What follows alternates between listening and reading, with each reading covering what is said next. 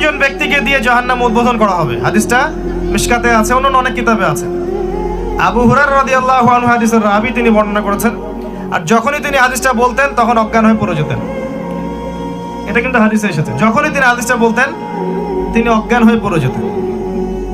যে তিনজন ব্যক্তিকে দিয়ে জাহান্নাম উদ্বোধন করা হবে, তার প্রথম ব্যক্তি হচ্ছে একজন শহীদ, যাকে টাকা হবে, বলা হবে তোমাকে এসব নিয়ামত দিয়েছিলাম, পৃথিবীতে কি করেছিলে? সে বলবে আমি আমার পুরো জীবনটাই আপনার জন্য দিয়ে দিয়েছি। আল্লাহ পাক বলবেন কাযিব, মিথ্যা কথা বলছো, বরং এই কারণে জীবন দিয়েছো, এই জন্য যুদ্ধে গিয়েছিলে যে মানুষ তোমাকে অনেক বড় বীর বলবে।